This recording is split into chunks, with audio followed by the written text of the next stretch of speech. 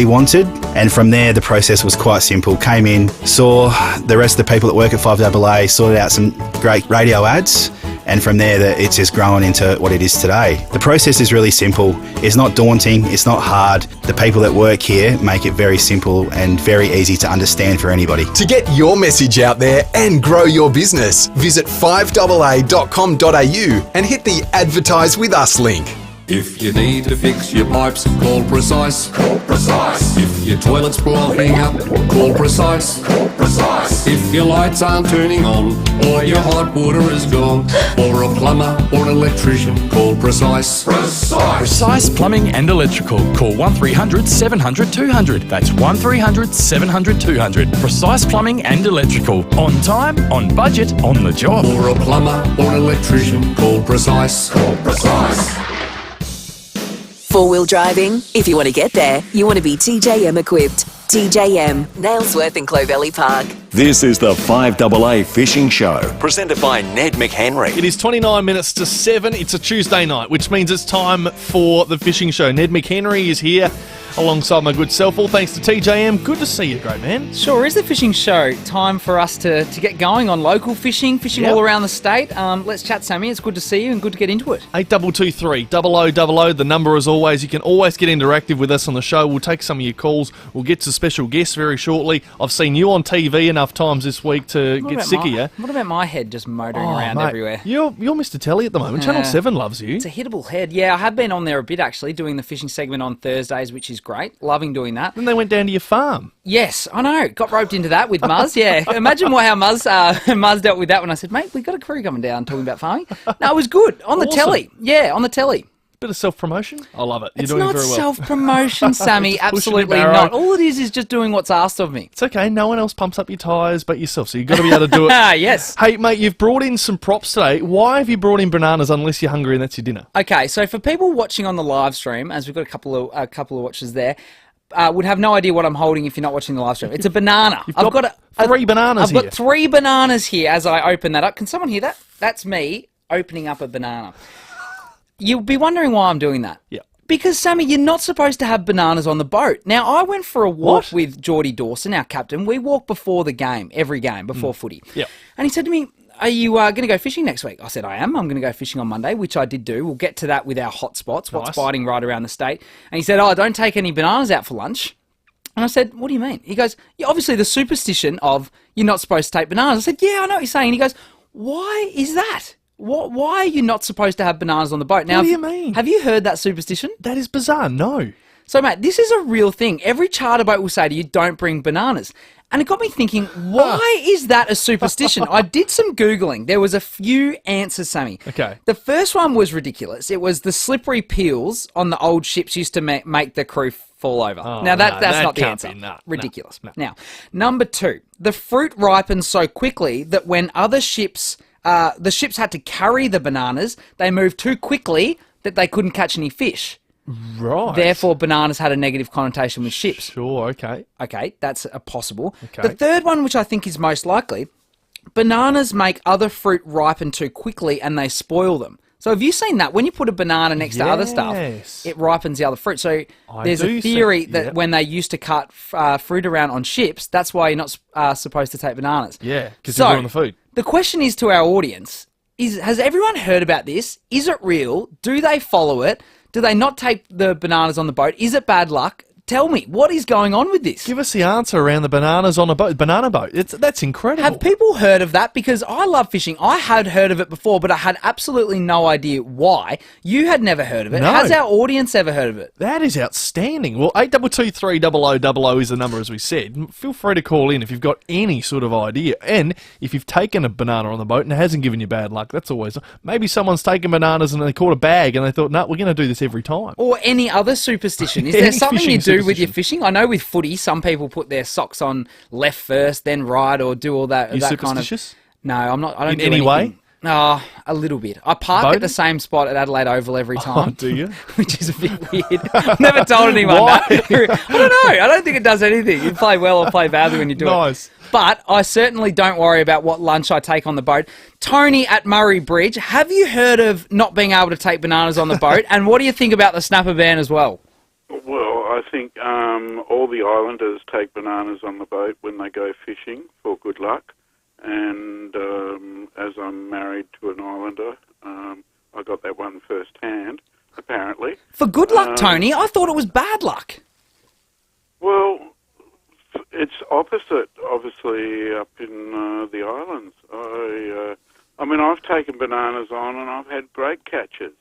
I mean, I take my little camp oven on, and whatever I catch, I fill it and use whatever I can for bait. Little bit of banana and a little bit of fish for lunch, Tony. Yeah, Stick it on the end, Rob. But I had a few quick ones because I know heaps of people want to get through. This show should be an hour. Oh! I will keep saying that. You're a good man, Tony. Oh, look, it's just the best. You know, like I listen to just about everything on 5AA, but you guys just keep this show rocking, and we all want to talk about fishing. Now, listen, before other callers got to get on, Mount Gambier. We're going up to Mount Gambier. Yes. Need to know some good beach fishing spots and some good estuary spots. Ooh. Okay, Tony. You haven't considered getting out on a charter off Port Macdonald at all? Yeah, we thought of that one. Yep, Tony, it's not exactly the cheapest option. What I love about land-based fishing, as you said, you just take your rod, you do it on your own terms, you don't have to, and it's not quite as expensive. I love that. But down at Port Macdonald at the moment, they've thinned out slightly, but they still will be there, is these amazing barrel bluefin tuna, mate. You might be in a shot of catching 100-kilo bluefin tuna. Yeah, wouldn't that be fantastic? Amazing. Well, It's I amazing. looked at the charters, and they're like, you know, for a day, it's $198. For half a day, it's, what was it, $160, $180. I just think, I agree. I think I've been looking at that, and now you've made my decision. Tony, I tell you what, it is pricey, but if you get out there and get one of those 100-kilo barrels, mate, it is invaluable. It's worth every cent. Absolutely. I know, and I just want to go back for more and more. Well done, mate. Thank you for the love with the fishing show too. We love your interaction. Any calls are valued. Dave from Canning Vale, did I pronounce that correctly, mate? Have you got something about bananas for us? You got it, yes, Ned. In another lifetime, many, many years ago, I used to work on a tuna boat out of Port Lincoln. Yes, yep. And I was very naive, and I took bananas on the boat. I was only a young fella, and boy, did I cop it. So many years later, I investigated, and what you've said is pretty much true. Apparently, a lot of it started back in the days when the old ships used to sail around the world, you know, the Captain Cooks and the like. Yep. And what they used to do was pick up bunches of bananas, like, you know, whole bunches of bananas. And it was true, they sent all the other produce off. They actually made it ripen very quickly. But apart from that, apparently the bunches used to also have in them very big spiders and snakes. Ah, right. Which used to come out in the holds of the ship. And next thing, this poor old sailors are battling everything. No fresh veggies, and they got spiders and snakes on the things. So brown snakes slithering around, Sammy. There you go. Well, they were whatever snakes live in banana plantations, I suppose, those green things, or big spiders. So it didn't go too well. Oh, shivers. Well, Dave, that's what I got told. Never took a banana on a boat ever again, even on my own. Well, there you go, Dave. I'm glad you've cleared that up. We just had Tony, which you would have heard. He said it was good luck. Yeah. I've only ever heard that it's terrible luck and you're not supposed to do it. All the charter guys say not to do it, and as you said, the commercial guys clearly the same. Yeah. No well, good, if you mate. look it up, that's one of the official explanations, because I was really curious. Yeah, makes sense. Me too. Well, we're starting to get a few answers there, Sam. Thank you, Dave. Here we go. Here's another one. Ethane gas. Some sailors back in the 1700s believed that bananas were bad luck because they would store hundreds of them in the same cargo as the rest of their rations, and they would spoil. Oh, there you go. So that's part of the ethane. Bananas so they are must. farting. They are allowed, stinking the boat out with getting farts. a little bit of that's what it is. That's fascinating. So the more we learn about bananas on a boat, the worse it gets. Do you want to do some hot spots? We need to get to hot spots, Sammy. We haven't done them in the last couple of weeks. No, we haven't. Neddie's Fishing Hotspots. It's all thanks to Tackle World Adelaide Metro. Best range, price, service guaranteed. You can go to Port Road, that's Allenby Gardens, 612 Port Road, or you can go online, tackleworldadelaide.com.au. You were out fishing earlier this week. Sammy, I went fishing on Monday. I got lots to report. Went after some of those local whiting that I always claim that they don't exist. That's right. Unfortunately, I was proven untrue or not correct. We did really well. We bagged out in about an hour off Brighton in really Excellent. shallow water. That was Monday this week. What's today? Tuesday. So yesterday. Went out. It was about midday from 11 till 1-ish. There was really good dirty water. We're in really shallow, about 6 metres, right off Brighton. Plenty of tide, and did really well on some good legal whiting too. So Great work. very pleased with that. We had that, and the report will be up on Thursday, Channel 7, with that along with all the audiences catches. But that is in line with all the reports I'm getting. So locally, the whiting are going quite well. Glenelg to Brighton in about 10 metres, really, really strong. North Haven solid too. And as I said, in shallow, just with that dirty water, the fish will push up right in close after a blow. So it didn't stop us catching fish in 6 metres. The jetty fishing at Noarlunga is going really well. Jervis too with the Tommies, but the salmon, wowee, land-based, Southport, Waipinga and Port Noarlunga jetty, as I mentioned, going absolutely beautifully. Fish right up to about 1 kilo, Sammy. How So good's big that? fish. That is outstanding. And what we want is big fish. Every time you go out there, you don't want to get little ones. No, you don't want to be mucking around with the littlies, Sammy. It's when that big blow comes in, the land-based salmon. I saw photos of Port Noarlunga jetty, Really? absolutely jam-packed with anglers braving the cold. But the salmon fishing is going really, really well. And again, land-based, so it's easy to do. Yorks, Port Victoria, the squid, cuttlefish and whiting going really well there. I love it over at Yorks. God, if the whiting are going well at Metro, if you've got the same tides over at Yorks, you'll get even bigger and better fish. Stansbury too, really strong reports there. The whiting are going beautifully. Some squid in there too. The water's quite dirty. So dirty water equals whiting, but it does make it hard a little bit to go for your southern calamari, Sammy, but it doesn't seem to be slowing things down. Still getting plenty of calls saying, yep, the squid are pretty strong, and even out of Metro, the squid are going along okay too. Point Turton and Port Victoria, the whiting in shallow as well, going beautifully. The Flurio, the school tuna have moved on mostly. Still occasionally a rogue fish being caught, but the school tuna have pretty much moved on.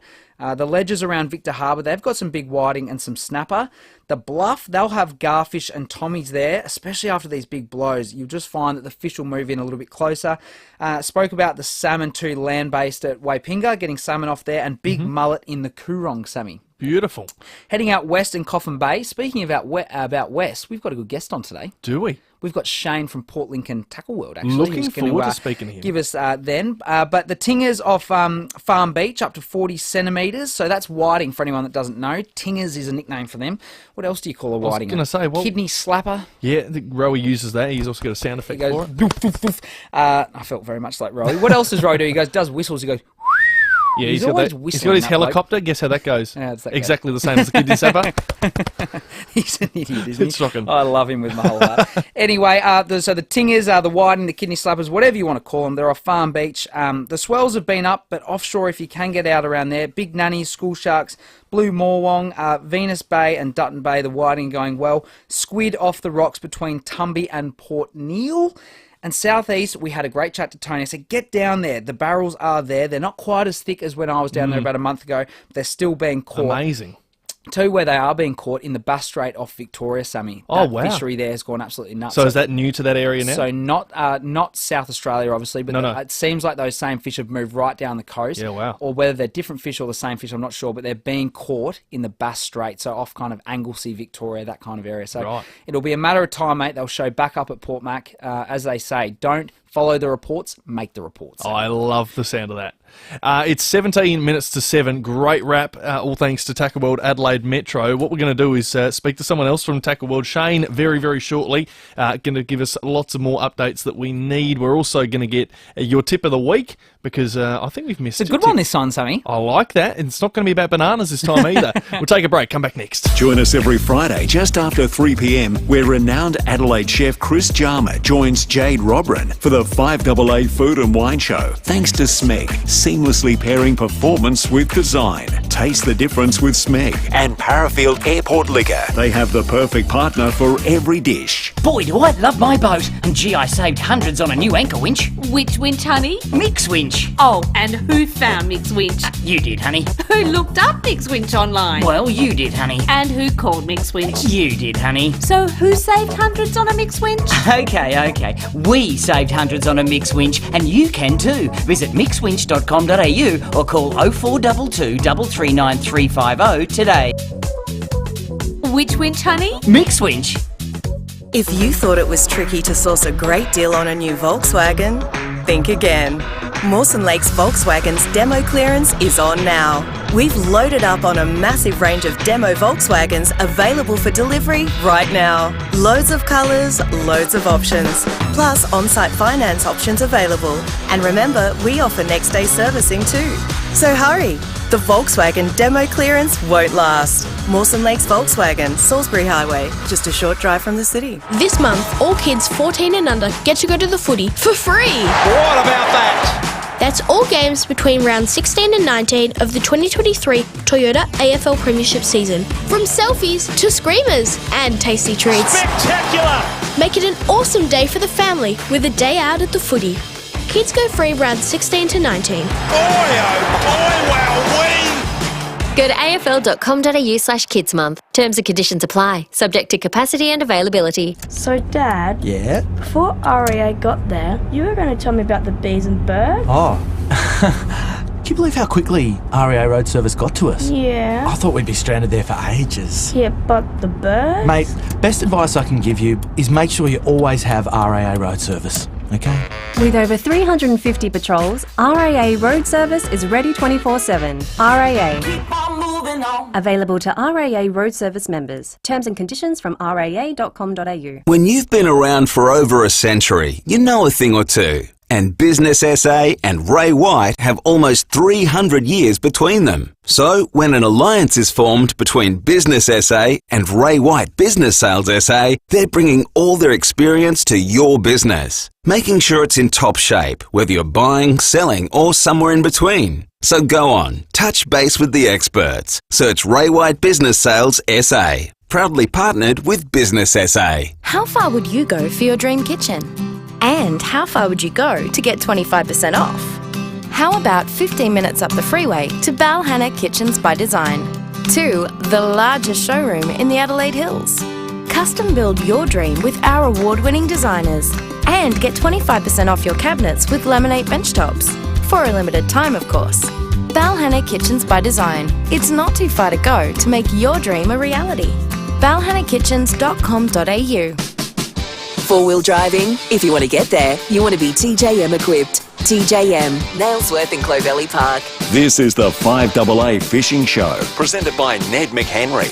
It's 13 minutes to 7, or all thanks to a TJM Nailsworth in Clovelly Park. If you're four-wheel driving and you want to get there, you need to be TJM equipped. This is the Fishing Show. Ned McHenry's here. We were talking about bananas moments ago.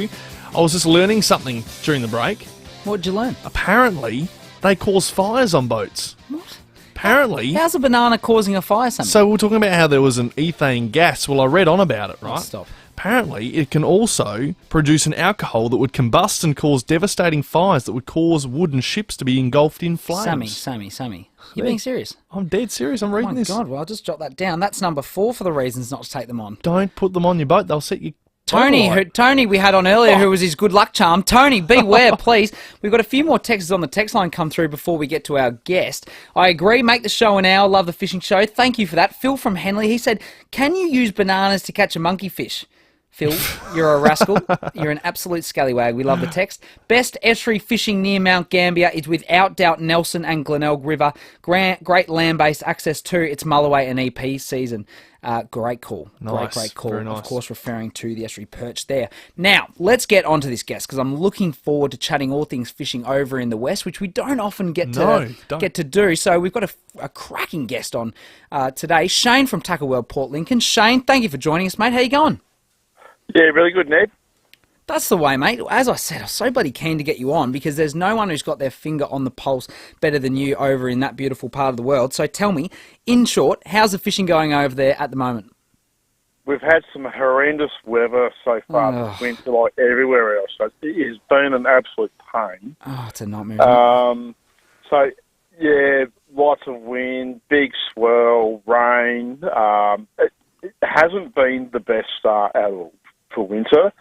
But in between the breaks, when there is some good breaks, the fishing is pretty superb.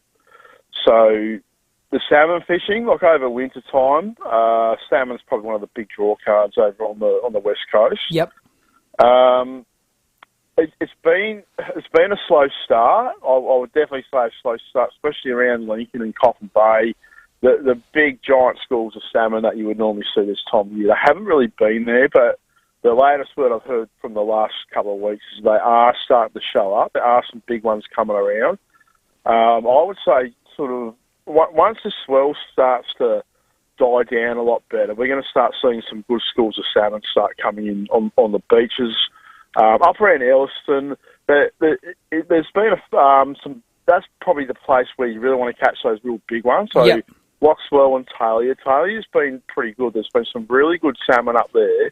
There's been 4 kilo fish up there. They were up there earlier in the, sort of just before, sort of late May. There were some good fish caught up there in late May.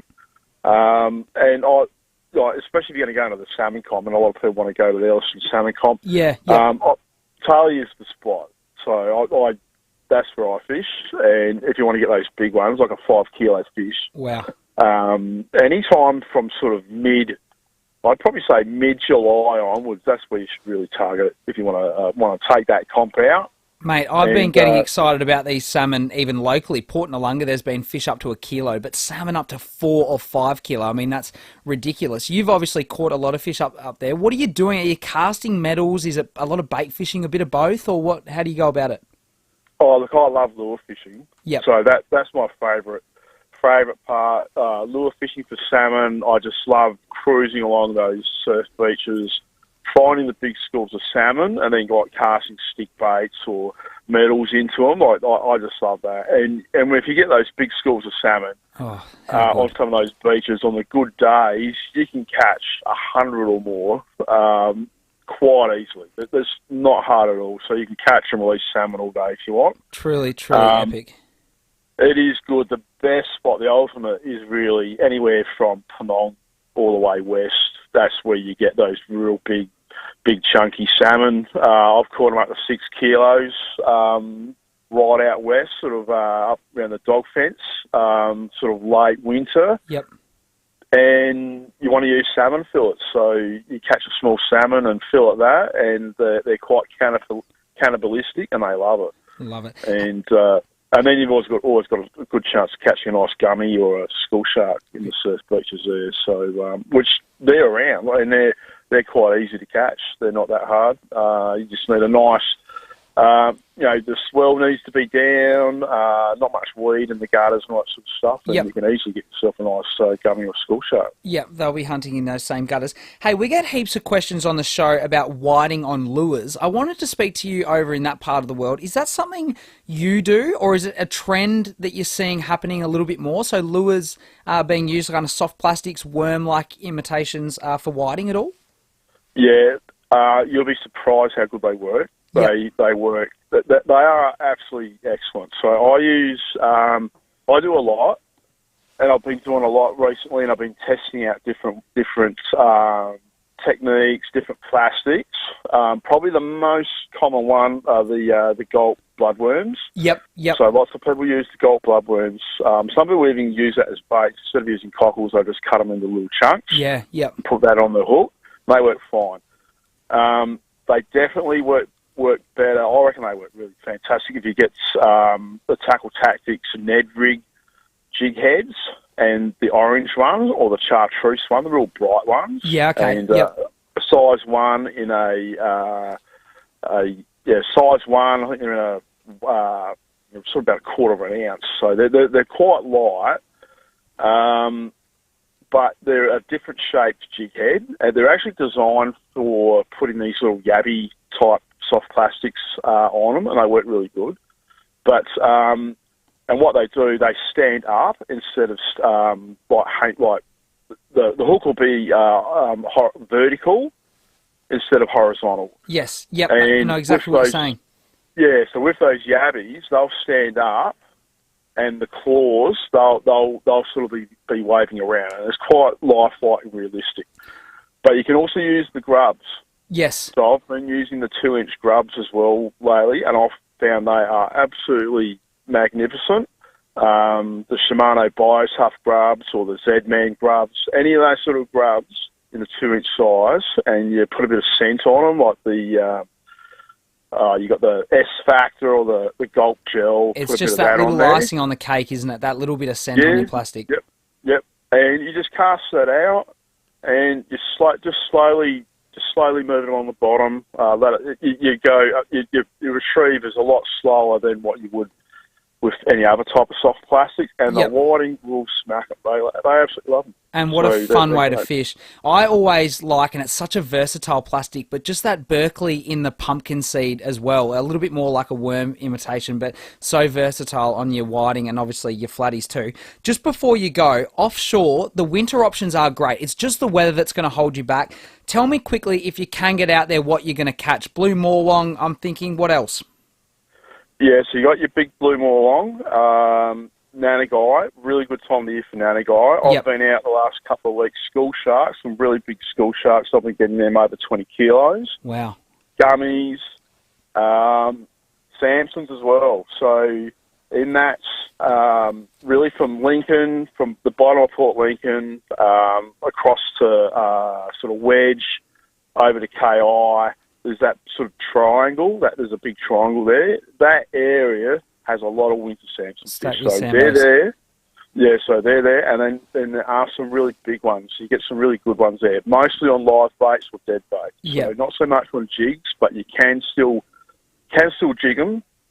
But your live baits or big, like big fresh squid or something like that, they work. Absolutely love it.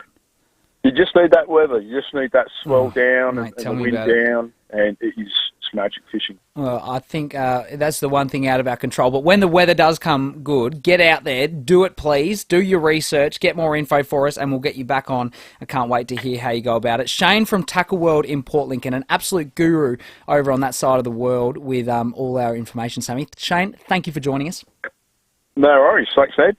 Excellent work, Shane, there, and we'll definitely get him back on the program at some point soon.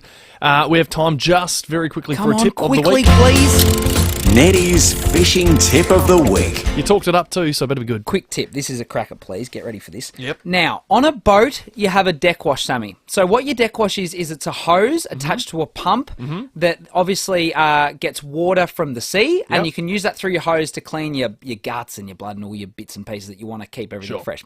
So what happens with salt water, Sammy?